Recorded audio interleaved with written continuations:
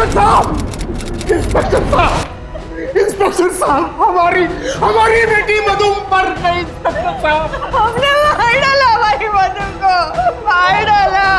Inspector साहब, हमने ही अपनी बेटी मधु को मार डाला। हमें गिरफ्तार कर लीजिए, गिरफ्तार कर लीजिए हमें। इंस्पेक्टर साहब, गिरफ्तार कीजिए हमें, गिरफ्तार कर लीजिए। मधु, माँ बाप अपने बच्चों की भलाई के लिए किसी भी हद तक जा सकते हैं।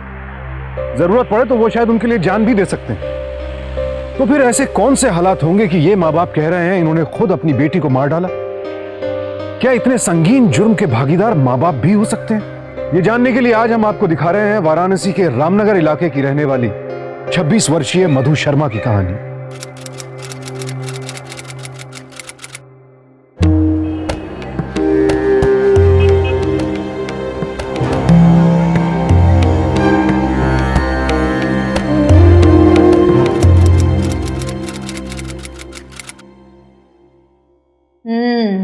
नया मेहमान आ रहा है। खुश तो बहुत होगी तुम।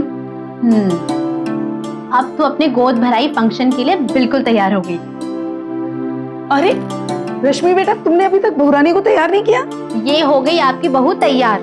बाहर सारे मेहमान आ गए हैं और बहू के माँ पिताजी भी आए हैं। जल्दी कर, जा जरा देख बाहर। जी।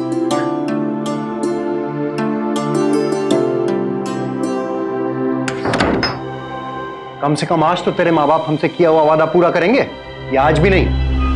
अरे अब इस बेचारी को क्या मालूम, थोड़ा सब्र रख, ये थोड़ी देर में ही पता चल जाएगा कि इसके माँ बाप इसकी झोली में गाड़ी की चाबी डालते हैं या नहीं। और सुन, अगर आज तेरे माँ बाप ने हमें गाड़ी दे दी तब तो ठीक है, वरना अब मैं और इंतजार नहीं कर पाऊंगा। चलो माँ। अरे अब जल्दी कर, जल्दी बाहर आ।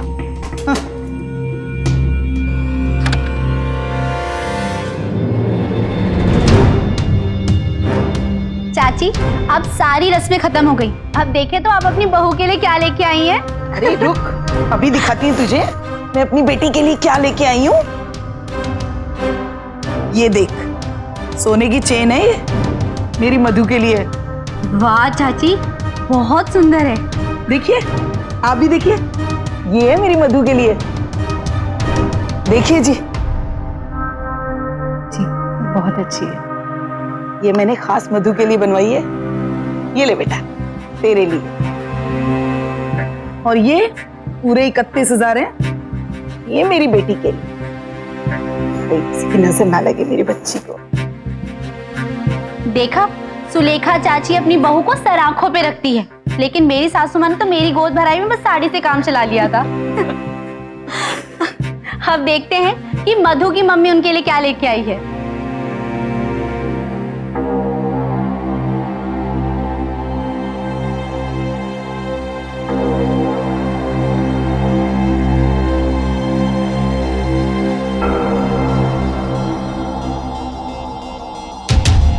बेटा ये पकड़।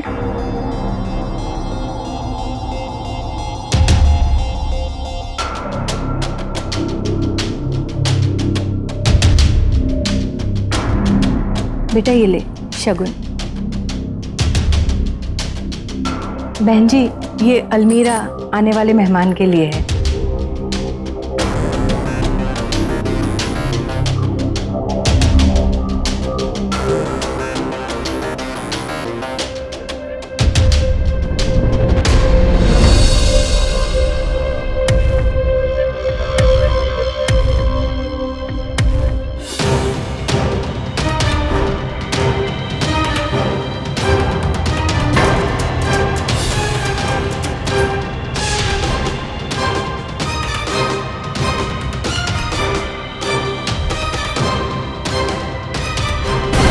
शादी हुई है, मेरा बेचारा बेटा तरस गया है गाड़ी के लिए। अरे हमने तो सोचा था कम से कम आज अपनी बेटी की गोद भराई के दिन तो आप गाड़ी ले ही आएंगे तोहफे में, और आप क्या लेकर आए हैं? ये अलमारी, ये कंगन।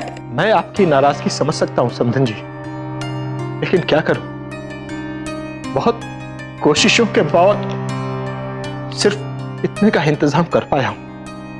इतने हैं? 50,000। क्या 50,000? खैरात दे रहे हैं क्या आप हमें? भिखारी समझ के रखा है आपने? अरे रुक, पागल हो गया है क्या? अरे जानता नहीं, घर आई लक्ष्मी को ठुकराना अशुभ होता है। और फिर समधी जी की भी तो सोच, कितनी मुश्किल से इन्होंने ये रुपए जमा किए होंगे। और जहां तक गाड़ी का सवाल है, तो बेटा इन्होंने जबान दी है, गाड़ी तो इन्हें देनी ही पड़ेगी। क्यों समधी जी? जी। नमस्ते।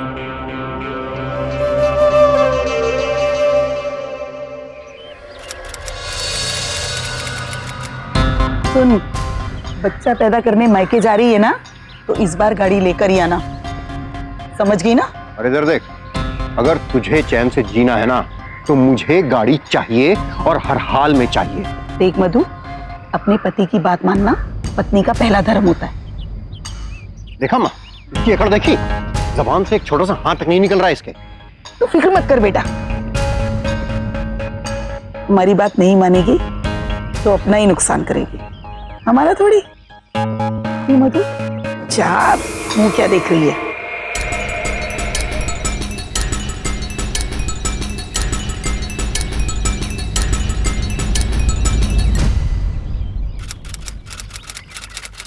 तीन दिन हुए हैं मुझे आकर, आते ही बाबा से नहीं, ये मुझसे नहीं होगा।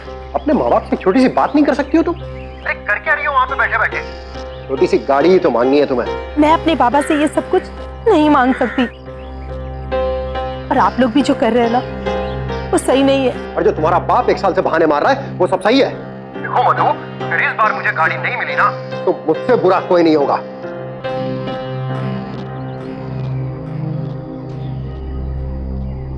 क्या बात है बेटा, जमाई जी का फोन था? बेटा तू तो कितनी किस्मत वाली है जो इतना प्यार करने वाला ससुराल मिला है। हाँ, माँ बाप जैसे सास ससुर, अफसर पति। तुझे पता है हमारी ही कोई हैसियत नहीं है तेरे उन ससुराल वालों के सामने। नहीं माँ, ऐसा मत कहो, आप लोग उनसे कम नहीं हो। वो लोग तो आप ही की दी हुई चीजें लेकर अपनी हैसियत बढ़ा रहे हैं। चल पगली, ऐसा नहीं कहते बेटा, हम कौन सा दुनिया से कोई अलग काम कर रहे हैं। बेटा, बेटी के ससुराल वालों की हर मांग पूरी करना ये तो मायके वालों का फर्ज होता है। नहीं माँ, यही रीत है बेटा। क्या ये दहेज सचमुच एक प्रथा है, रीत है, या इंसान ने बस अपने लालच को पूरा करने का एक जरिया बना रखा है? यह दहेज हमारे समाज में फैली वो बीमारी है जिसे मिटाना हर देशवासी का कर्तव्य है। आज भी बहुत से लोग रिवाज के नाम पर दहेज लेते और देते हैं, कुछ इस डर से कि उनकी बेटी के साथ ससुराल में कुछ बुरा ना हो, और कुछ लोग बस अपनी झूठी शान बचाए रखने के लिए। घर में भले ही चूल्हा ना जले, लेकिन बेटी के ससुराल वालों को सोने के गहने देने ही चाहिए। यही सोच लालच को जन्म देती है, और यही लालच ज्यादातर जुर्मों की जड़ होता है। तो क्या यह गलत नहीं है? क्या इस जुर्म को रोकना जरूरी नहीं है? मधु के माता पिता ने अपनी हैसियत से कहीं ज्यादा दहेज दिया मधु के ससुराल वालों को, सिर्फ इसलिए ताकि उनकी बेटी वहां खुश रह सके। जितना वो देते गए, मांगे उतनी ही बढ़ती गई, और साथ साथ बढ़ते गए मधु पर होने वाले जुल्म, जिनसे उसके माता पिता बिल्कुल अनजान थे। ना मधु ने उन्हें कभी कुछ बताया, ना ही उन्होंने कभी कुछ पूछा। यूं ही वक्त बीतता गया और एक दिन मधु ने एक बेटी को जन्म दिया। मधु के बाबा ने यह खुशखबरी सुनाने के लिए मधु की ससुराल में फोन किया। कितनी खूबसूरत है, अभी छोटी है बेटा। हेलो, बधाई हो समधन जी, आप दादी बन गई। ये ससुराल वाले। जमाई बाबू कहाँ हैं? जमाई बाबू तो ऑफिस के काम से कहीं बाहर गए हुए हैं। बाहर गए? अच्छा ये बताइए कि आप लोग कब आ रहे हैं हमारे घर अपनी पोती को देखने? वो क्या है ना, आपका घर यहाँ से बहुत दूर पड़ता है, और आपने अगर अपने वादे के मुताबिक गाड़ी दे दी होती तो हम तुरंत ही आ जाते। तो जब हमसे हो पाएगा हम आ जाएंगे। नमस्ते भाई साहब।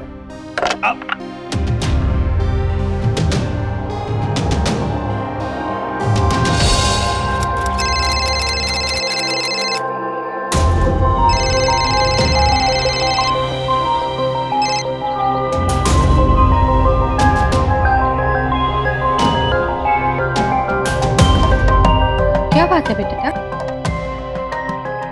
माँ, वो मेरा फोन नहीं उठा रहे। बेटा परेशान क्यों होती हो? मैं कल ही तुझे और ईशानी को लेकर के तेरे ससुराल चलता हूँ।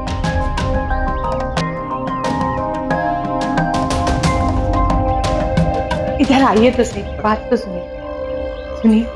आप मधु को कल ही ले जाने की बात कर रहे हैं, पर अभी तो हमने पैसों का इंतजाम भी नहीं किया है। बच्ची को खाली हाथ कैसे भेजेंगे जी?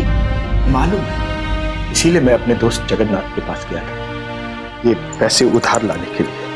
ये 10,000 रुपए। इतने से पैसों से क्या होगा जी? आपको याद नहीं, पहले ही गाड़ी ना देने की वजह से मधु के घर वालों ने कितना तमाशा खड़ा कर दिया था। अब अगर कोई बड़ी चीज नहीं लेके जाएंगे तो हमारी मधु को कितनी बातें सुननी पड़ेगी। पता नहीं कब तक कि मधु के ससुराल वालों की ये मांगे हमें पूरी करनी हो। हमारी दूसरी बेटी भी तो आज नहीं तो कल हमें उसकी भी शादी करनी। आप सही कह रहे हैं जी, सुधा की चिंता मुझे भी है, पर इस वक्त हमें मधु के बारे में सोचना ज्यादा जरूरी है, वरना उसके ससुराल वाले क्या कहेंगे, ये लोग क्या कहेंगे जी? आप एक काम कीजिए, आप ये कंगन लीजिए। लेकिन ये नहीं, आप इसे सुनार के पास भेज दीजिए। ये क्या कह रही हो तुम? कुछ पैसे आ जाएंगे जी, बच्ची को खाली हाथ नहीं भेज सकते हैं। मधु के माता पिता के हाथ बंधे थे, मधु की ससुराल वालों का डर, लोग क्या कहेंगे इस बात की चिंता, और अपनी दूसरी बेटी सुधा के भविष्य की फिक्र। इन सारी वजहों के दबाव में वो मधु को वापस उसकी ससुराल ले आए, इस बात से बेखबर कि वो अपनी बेटी और नातिन को किस खतरे के मुंह में छोड़कर जा रहे हैं। अरे समधी जी, ये घड़ी, ये मोबाइल, ये साड़ियाँ, ये सब तो छोटे मोटे तोहफे हैं। अरे हमें तो लगा था कि आप अपनी नातिन को नई गाड़ी में बिठा कर यहाँ लाएंगे। आप कुछ मत बोलिए, आपको क्या पड़ी है? असल में क्या है कि मधु को पसंद नहीं है कि आप हमारे लिए कुछ भी लेकर आए। नहीं, उससे तो लगता है कि हम ही आपसे कुछ ना कुछ मांगते रहते हैं। क्यों बेटा? अरे छोड़ो ना माँ, क्या है ये सब? बेटा देखो, कर दिया ना नाराज आपने हमारे बेटे को। मधु के माता पिता की मजबूरी का फायदा उठाकर विक्रम और उसके माँ बाप उनसे हर वो चीज ऐंठने लगे जिसका उन्हें लालच होता, और मन में बसे डर और अपनी बेटी की भलाई के लिए वो लोग उनकी हर मांग पूरी करते चले गए। कई बार मधु को शक भी हुआ कि रोजाना घर में आने वाला नया सामान कहीं उसके माता पिता ही तो नहीं दे रहे हैं, लेकिन वो उनसे पूछती भी कैसे, और अगर कभी पूछने का मौका मिलता भी तो उसके माता पिता भी ससुराल वालों की तरह उससे झूठ बोल देते। नहीं बेटा, अगर हम कुछ देते तो हम तुम्हें जरूर बताते। अच्छा बाबा, मैं बाद में बात करती हूँ। इसी तरह 3 साल बीत गए। मधु अपनी बेटी ईशानी के साथ खुश थी। ईशानी जैसे उसके लिए एक नए कल की उम्मीद लेकर आई थी। हेलो, हाँ देखिए, अगर आप चाहते हैं कि आपकी बेटी खुश रहे ना, तो गाड़ी तो आपको मुझे देनी ही होगी। क्या कह रही थी जी जमाई बाबू? बस वही हमेशा की रट, गाड़ी चाहिए। जमाई बाबू, ये लीजिए आपकी गाड़ी की चाबी। ये क्या गाड़ी है? आपने तो कहा था कि आप बड़ी गाड़ी ला कर देंगे। रखिए इसको। जमाई बाबू अरे क्या कर रहे हो? अब जब ले ही आए तो रख लो ना, अगली बार बड़ी गाड़ी दे देंगे, है ना? जमाई बाबू, हमें लायक और कोई सेवा? हाँ है ना, आइए आइए आइए आइए। ये देखिए, यहाँ पर 3 BHK के flats with balcony and attached toilet bathroom बनने वाले हैं, और मैं सोच रहा हूँ कि आपकी मधु और ईशानी के लिए टॉप फ्लोर पे एक फ्लैट बुक कर ही दूं। ये तो बहुत अच्छी बात है बेटा।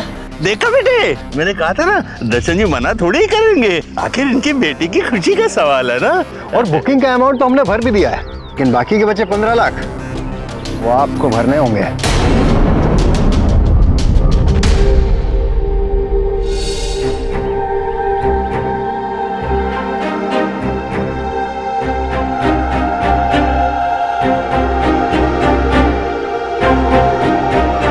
अरे मधु, बहुत बहुत बधाई, आखिर तेरे माँ बाप ने दहेज में गाड़ी दे ही दी।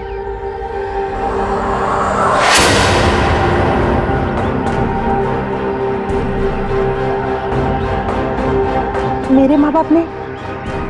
तुझे कैसे पता? चाची जी ने ही तो बताया कि तेरे माँ बाप ने ही दी है गाड़ी। अच्छा सुन, मैं चलती हूँ, मिठाई बाद में आके खाऊंगी।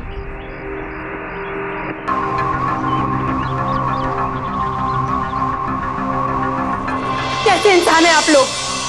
आखिर आप लोगों ने मेरे बाबा से गाड़ी ले ही ली। बेचारे मेरे बाबा, न जाने कहां कहां से पैसे इकट्ठे किए होंगे उन्होंने, क्या क्या गिरवी रखना पड़ा होगा उन्हें। उन्होंने आपको सब कुछ दिया, सब कुछ, फिर भी आप लोग गाड़ी के लिए अड़े रहे। और कितना खून निचोड़ोगे उनका, कभी मेरा नाम लेकर तो कभी ईशानी की खुशी की दुहाई देकर। आप लोग मेरे बाबा से हर छोटी छोटी चीज मांगते रहे और वो चुपचाप आपकी मांगे पूरी करते रहे, फिर भी आप लोगों का मन नहीं भरा। मुझे मेरी औकात याद दिला रही है ना तू? अभी बताता हूँ तुझे। कमीनी साली, चल। अरे चल, आज तुझे अपनी औकात दिखाई देता हूँ।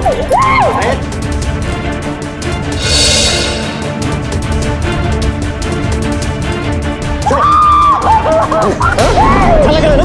अच्छा लगा है ना? मेरे पापा से जबान लड़ाएगी तू?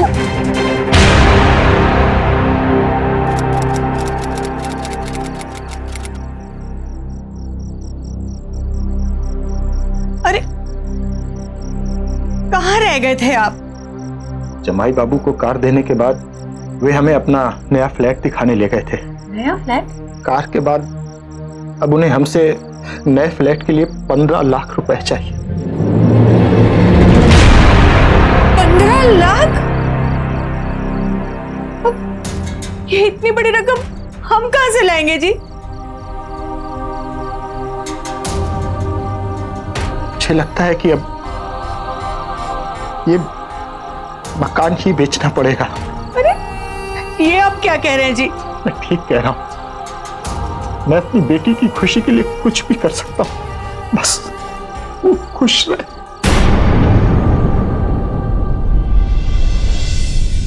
दर्शन जी, घर तो हमें पसंद है, लेकिन कोई भी सौदा करने से पहले ये छत की मरम्मत जरूर करवा लीजिएगा। उसके बाद कम से कम 20-25 लाख रुपए मिलेंगे इस घर के। लेकिन दर्शन जी, आप ये घर अचानक बेच क्यों रहे हैं? कहीं और बड़ी जगह ले रहे हैं क्या? नहीं, बस ऐसे ही। ये रहे आपके घर। धन्यवाद। मैं आपको बाद में फोन करता हूँ। जरूर। बाबा, अरे मधु, तुम अचानक? ए मेरा बेटा। बाबा ये लोग कौन थे? अरे ये मेरे दोस्त थे, और कौन थे? पर बाबा मैंने तो इन्हें पहले कभी नहीं देखा। ओहो, तुझे सारी बातें यही पूछनी है क्या? चल अंदर चल, अंदर चल। हाँ, तेरी माँ तुझे देख करके बहुत खुश होगी। आजा मेरा बेटा, आजा, चल चल, आजा। मेरी गुड़िया दूध पिएगी। मधु, ये ले बेटा तेरी मनपसंद अदरक की चाय। अरे मधु बेटा, ये तेरे हाथ को क्या हुआ? कुछ नहीं माँ, वो कपड़े प्रेस करते वक्त बस थोड़ा सा हाथ जल गया। तू जब भी यहाँ आती है या तो तुझे कहीं चोट लगी होती है या तो तेरा हाथ जला हुआ होता है। माँ तुम क्यों चिंता करती हो? मैं बिल्कुल ठीक हूँ। ये क्या ठीक है? चलो अभी के अभी डॉक्टर के पास चलते हैं। चलो। माँ जी कपड़े दे दीजिए। सुधा, जरा कपड़े दे दे बेटा। माँ मैं लेकर आती हूँ। माँ तुम बैठो, मैं देके आती हूँ। अरे मधु,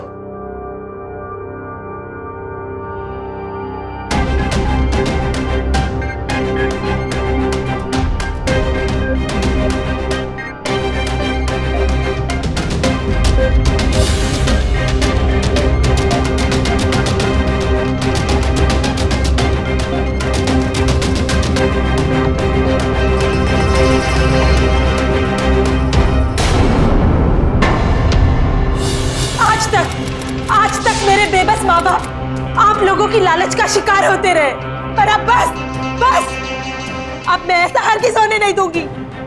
आप लोगों ने मेरा नाम लेकर मेरे बाबा से इस घर की मांग की थी ना, मैं देखती हूँ कि आप लोगों को ये घर कैसे मिलता है। आप लोगों को एक पैसा नहीं लेने दूंगी मैं, आप लोगों को एक पैसा नहीं मिलेगा आप लोगों को। और हाँ, एक बात और कान खोल के सुन लो, आज के बाद अपने स्वार्थ के लिए मैं आप लोगों को अपने नाम का इस्तेमाल करने हरगिज़ नहीं दूंगी। मधु, रुक जाओ मधु। मधु, मधु मैं कहता हूं दरवाजा खोलो वरना आज अच्छा नहीं होगा।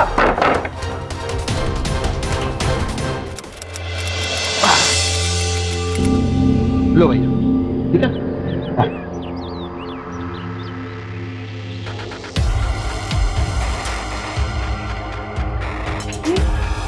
दूर क्यों है जी?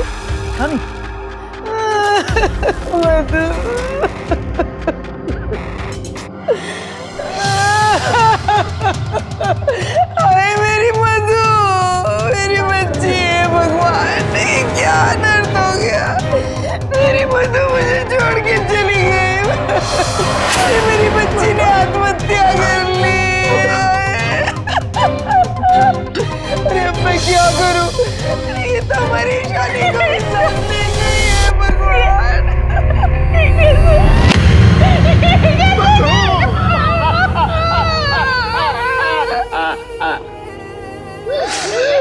हमने तो सोचा था कि हम उसको उसके नए मकान की खुशखबरी देंगे, लेकिन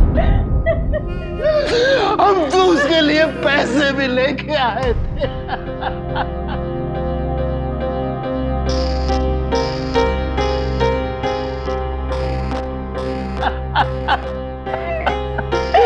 मधु मेरी बेटी।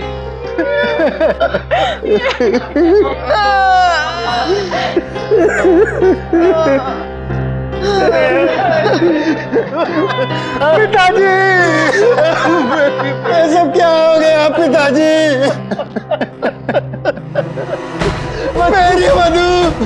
मेरी मधु मुझे छोड़कर चली गई।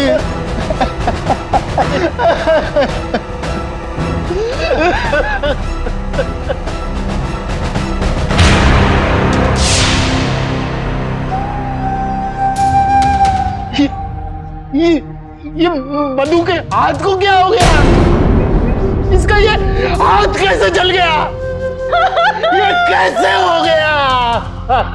मधु। इंस्पेक्टर साहब, इंस्पेक्टर साहब, इंस्पेक्टर साहब, हमारी बेटी मधु मर गई। इंस्पेक्टर साहब, हमने मार डाला हमारी मधु को, मार डाला। इंस्पेक्टर साहब, हमने ही अपनी बेटी मधु को मार डाला। हमें गिरफ्तार कर लीजिए, गिरफ्तार कर लीजिए हमें इंस्पेक्टर साहब। गिरफ्तार कीजिए हमें। ये साफ साफ बताइए हुआ क्या है? दरअसल हमने ही अपनी बेटी के ससुराल वालों के लालच को बढ़ावा दिया और उन दहेज के भूखे दरिंदों के सामने अपनी बेटी को डाल दिया ताकि वो उसकी हत्या कर सके। इंस्पेक्टर साहब, अपनी बेटी की मौत के जिम्मेदार सिर्फ और सिर्फ हम हैं इंस्पेक्टर साहब, सिर्फ हम। क्या आपको नहीं लगता कि मधु के माता पिता बिल्कुल सही कह रहे हैं? दहेज लेने वाले इस तरह की मांगे इसीलिए कर पाते हैं क्योंकि उनकी मांगे पूरी करने वाले माँ बाप भी होते हैं, और ऐसे माँ बाप अपनी लड़कियों की दुर्दशा के लिए उतने ही जिम्मेदार हैं जितना कि उनके ससुराल वाले। एनसीआरबी के आंकड़ों के अनुसार सन 2011 में देश भर में दहेज के कुल 8,618 मामले दर्ज किए गए। हर 90 मिनटों में हमारे देश में एक लड़की दहेज के कारण मारी जाती है, और 80% मामलों में यह साबित करना नामुमकिन हो जाता है कि यह हादसा था या हत्या। और ऐसे अपराधी अपना सर ऊंचा करके बिना किसी डर के, बिना सजा पाए आराम से अपनी जिंदगी गुजारते हैं। तो क्या इस मामले में भी ऐसा ही था? क्या मधु ने हालात से तंग आकर आत्महत्या कर ली थी या फिर उसकी और ईशानी की हत्या की गई थी? अरे अब कल ही जाके ये पैसे बिल्डर को दे दो और मकान के कागज हाथ में ले लो। बस एक बार ये नए घर के कागज हाथ में आ जाएं, फिर हम कोई अच्छा सा पैसे वाला घर देखकर अपने विक्रम की शादी करा देंगे। शुक्र करो कि इन भिखमंगों से छुटकारा मिला हमेशा के लिए। अरे इस वक्त कौन हो सकता है? तुम लोगों को मैं देता हूँ, तुम लोग पैसे अंदर छुपा छुपा, जल्दी करो, जल्दी करो। नहीं रख। इंस्पेक्टर साहब, आपको और आपके परिवार को हमारे साथ पुलिस स्टेशन चलना होगा। क्या जमाना आ गया इंस्पेक्टर साहब। अरे हम यहाँ अपनी इकलौती बहू और पोती के मरने का शौक मना रहे हैं और वो बहू के घर वाले वो हम पर ही इल्जाम लगा रहे हैं। मतलब हमारी भी तो बेटी थी, हम भला उसे क्यों मारेंगे? शायद दहेज के लिए। कैसी बातें कर रहे हैं इंस्पेक्टर साहब? अरे हमने कभी दर्शन जी से कुछ नहीं मांगा। वो तो थोड़ा बहुत जो उन्होंने दिया है वो भी अपनी बेटी के लिए दिया है। हमारे लाख मना करने के बावजूद भी वो कुछ ना कुछ ले आते थे और कहते थे कि मधु के लिए लाए हैं। अच्छा, तो ये बताइए कि आपकी बहू मधु जली कैसे? आप हमारे साथ चलिए, हम सब बताते हैं। आइए इंस्पेक्टर साहब, मैं आपको सब कुछ साफ साफ बताती हूँ। हम तीनों यहाँ यहाँ हॉल में बैठकर टीवी देख रहे थे और बहू और ईशानी वो अपने कमरे में थी। बहू ईशानी को दरवाजा बंद करके खाना खिला रही थी। दरवाजा बंद करके क्यों? वो ईशानी जब टीवी देखती थी ना तो खाना नहीं खाती थी। अच्छा फिर? लेकिन फिर अचानक वो वहां से, आइए मैं बताता हूँ आपको, वो उस दरवाजे के नीचे से अचानक धुआं आने लगा। पहले तो हमें कुछ समझ में ही नहीं आया कि ये क्या हो रहा है, लेकिन बाद में जब हम पास गए अंदर से हमने ईशानी के रोने और चीखने की आवाजें सुनी। इंस्पेक्टर साहब, हम लोग बहुत घबरा गए थे। हमने जाके दरवाजा नॉक किया, मधु को आवाजें लगाई, बहुत धक्का दिया दरवाजा खोलने की बहुत कोशिश की, लेकिन कुछ नहीं कर पाए इंस्पेक्टर साहब। दरवाजा अंदर से बंद। और फिर हमने दरवाजा तोड़ दिया, लेकिन अंदर जाके जो कमरे में देखा उससे तो हमारा दिल दहल गया। अंदर कमरे में मधु और शिवानी जल रहे थे।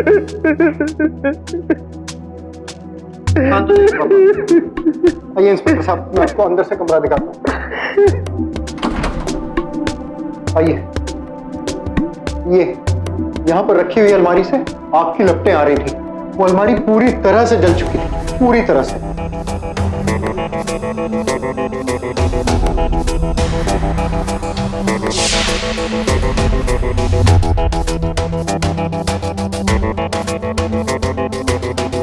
वो अलमारी कहाँ है?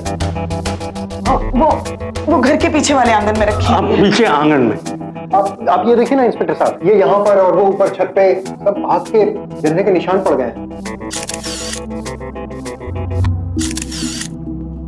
लेकिन आपकी बहू ने आत्महत्या की क्यों? वो इंस्पेक्टर साहब समझ में नहीं आ रहा कि कैसे कहें आपसे। एक्चुअली ये बात आज तक हमने किसी को नहीं बताई।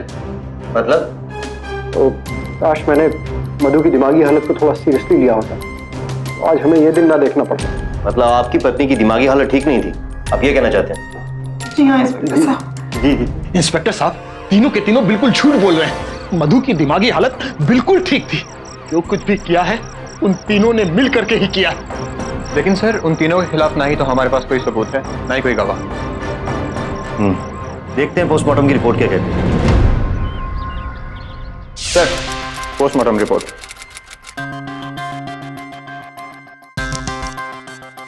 मिट्टी के तेल से जलकर मौत। लेकिन सर, हमें यह कैसे पता चलेगा कि मधु ने ही खुद पर और अपनी बेटी पर तेल डाला था या किसी और ने? क्या तुमने ये फोटोग्राफ देखी? वहां विक्रम के कमरे में जलने के निशान।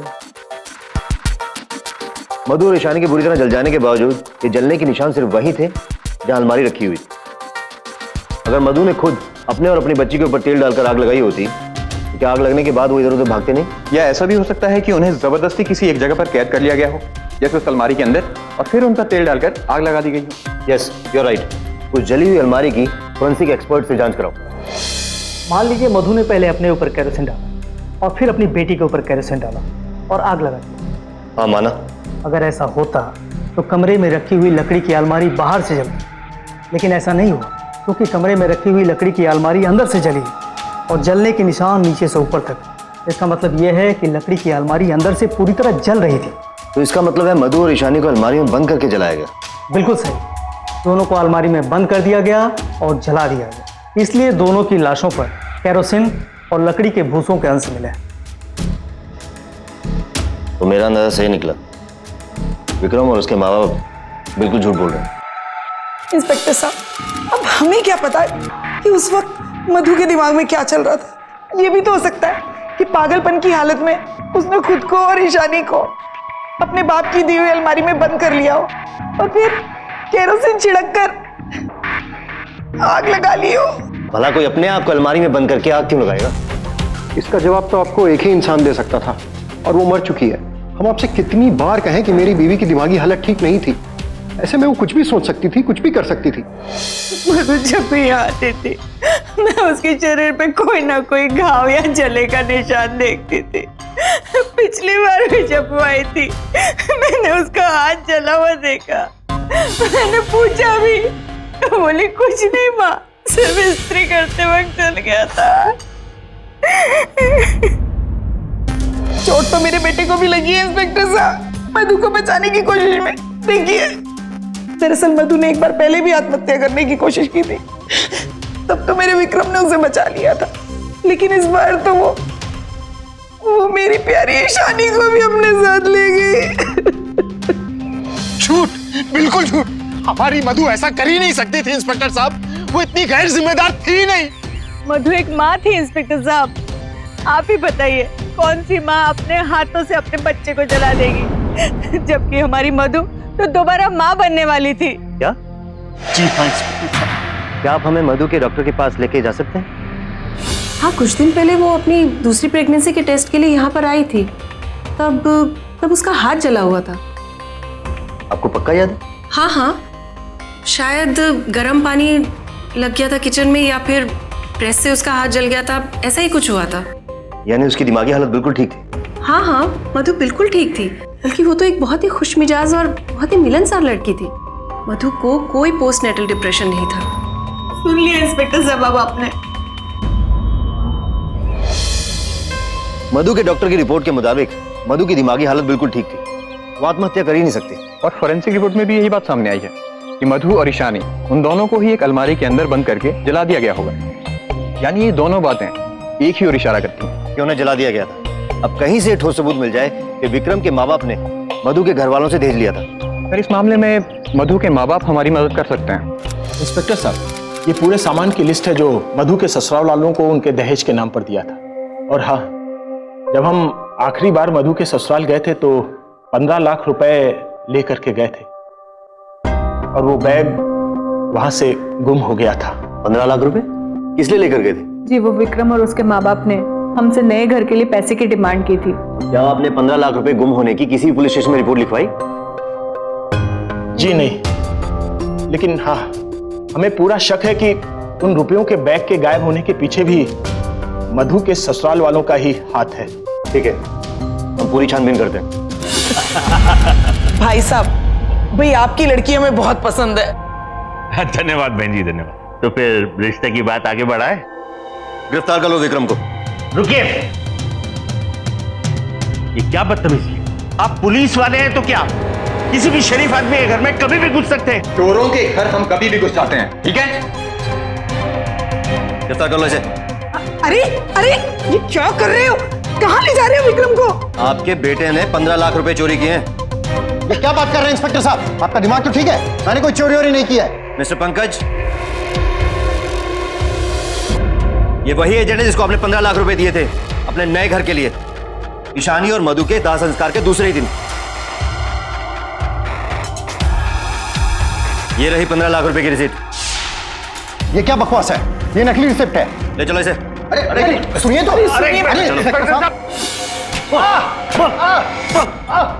मैंने कोई चोरी नहीं की इंस्पेक्टर साहब।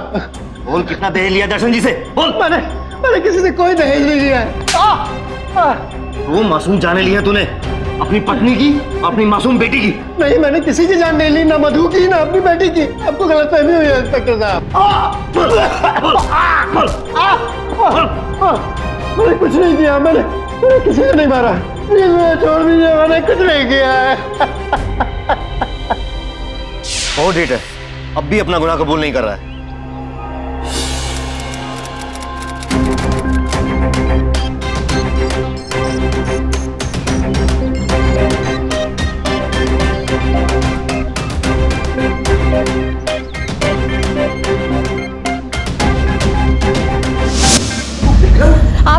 आप तो सारा सच जानते थे ना, फिर उसे क्यों जाने दिया इंस्पेक्टर साहब? सिर्फ आप ही तो उस दरिंदे को रोक सकते थे ना। देखिए, अभी विक्रम के खिलाफ सिर्फ चोरी का केस बना है, इसलिए उसके वकील ने उसे जमानत पे छुड़वा लिया। ऐसे में हम कुछ नहीं कर सकते थे। तो इसका मतलब मेरी बेटी को कभी इंसाफ नहीं मिलेगा। देखिए, आप हौसला रखिए, हम आपकी हालत समझ सकते हैं और हम पूरी कोशिश करें। बस कहीं से एक ऐसा गवाह मिल जाए जिसने कभी मधु पे जुल्म होते हुए देखा, फिर हम उन्हें छोड़ेंगे नहीं।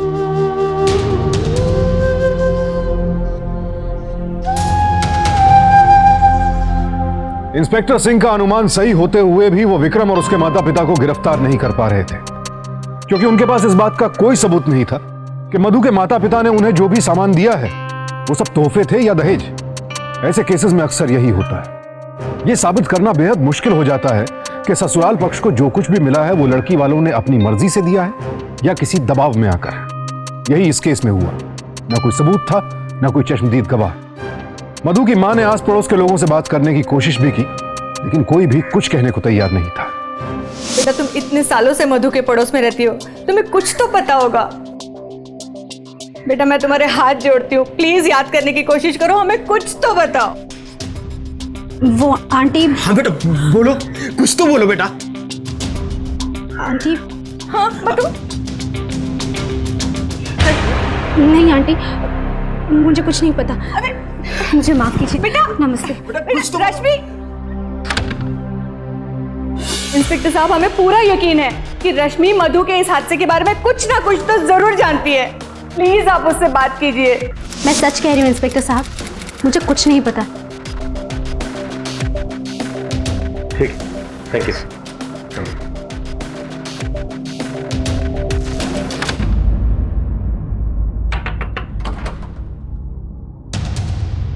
अरे रश्मि बेटे, जरा अपने ससुर जी को बुलाना। जी। पापा, शर्मा अंकल आए। नमस्कार भाई साहब। नमस्कार जी। देखिए हमारे बेटे विक्रम की शादी है और आप दोनों को जरूर आना पड़ेगा। भाई साहब आप लोग तो पूरे परिवार के साथ आइएगा। आप अंदर तो आइए। नहीं भाई साहब, बहुत सी जगह कार्ड बांटने जाना है, बस आज्ञा दीजिए। नमस्कार। नमस्कार। लालची कहीं के, अभी 2 महीने नहीं हुए बहू को मरे हुए, बेटे की दोबारा शादी रचाने चले। पता नहीं इस नई नवेली दुल्हन के साथ भी ये क्या करेंगे। भाई कितना अच्छा लग रहा है हमारा बेटा, किसी की नजर ना लगे। हाँ चलो जल्दी करो, सगाई का मुहूर्त निकला जा रहा है, वहां लोग इंतजार कर रहे हैं। मैं देखता हूँ, रुको। गिरफ्तार कर लो तीनों। अरे क्या कर रहे हैं इंस्पेक्टर साहब, आज मेरे बेटे की सगाई है। अरे आप लोग क्या हो रहा है? अरे इंस्पेक्टर साहब, इंस्पेक्टर साहब मेरे बेटे की सगाई है। सच बोलो, कैसे मारा उन दोनों को? इंस्पेक्टर साहब मैं कसम खा के कह रहा हूँ, हमने किसी को नहीं मारा। हाँ इंस्पेक्टर साहब, हम सच कह रहे हैं, हमने किसी को नहीं मारा। रश्मि जी।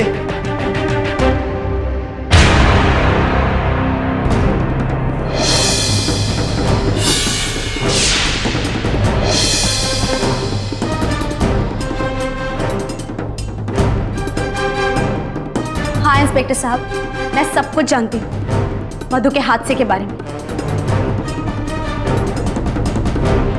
उस दिन मधु के बाबा ने विक्रम भैया को नई गाड़ी दी थी। उस दिन पहली बार मैंने मधु पर जुल्म होते हुए देखा और तब से मैं विक्रम भैया और चाचा चाची पर नजर रखने लगी, लेकिन मैं कुछ कर नहीं पा रही थी। कभी मधु के दर्द भरी चीखें सुनाई देती तो कभी ईशानी की रोने की आवाज, कभी वो गिड़गिड़ाती कि मुझे मत मारो, मुझे मत मारो। उस रात मैं अपने घर पे थी और मुझे मधु की चीखने की आवाज सुनाई दी।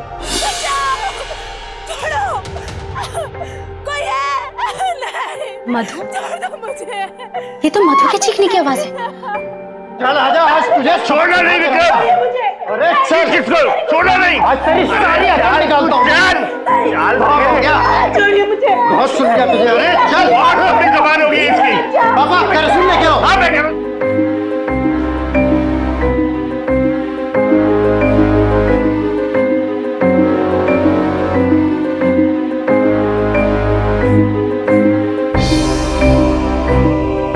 वो भयानक हादसा मैंने अपनी आंखों से देखा।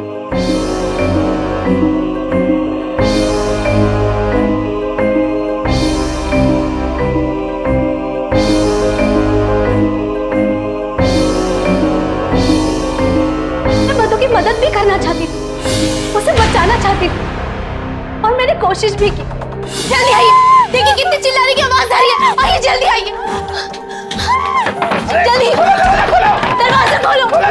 अरे अच्छा हुआ आप लोग आ गए। देखो ना हमारी बहू मधु ने अंदर से दरवाजा बंद कर दीजिए। आइए हमारी मदद कीजिए। अरे आइए देखिए, अरे हमारी बहू ने अंदर से दरवाजा बंद कर दिया।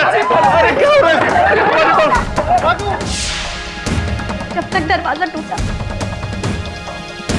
तब तक बहुत देर हो चुकी थी।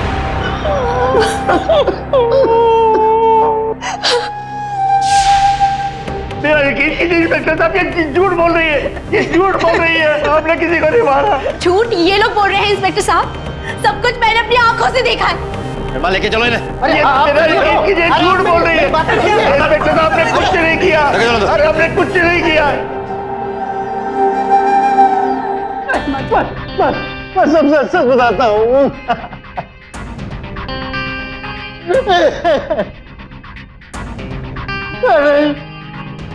मैंने ही मधु और ईशानी को जलाकर मार डाला।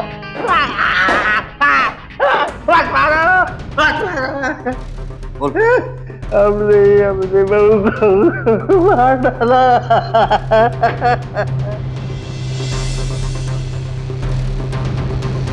उन लोगों ने अपना गुनाह कबूल कर लिया। धन्यवाद इंस्पेक्टर साहब। बेटा, आज तुम्हारी वजह से हमारी मधु और ईशानी दोनों को न्याय मिल गया बेटा। बेटी, तुम्हारा ये एहसान हम जिंदगी भर नहीं भूल पाएंगे। नहीं अंकल, मधु और ईशानी की चीखें मुझे जीने नहीं दे रही थी। जब भी आंखें बंद करती बस वही सब दिखाई देता था।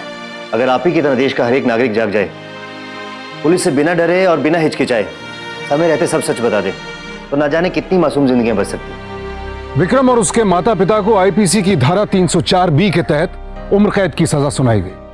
अगर मधु के माता पिता ने समय रहते उसकी बात सुन ली होती, अगर समय रहते रश्मि ने मधु पर होने वाले अत्याचार के खिलाफ आवाज उठाई होती, तो आज शायद मधु और उसके दोनों बच्चे जिंदा होते।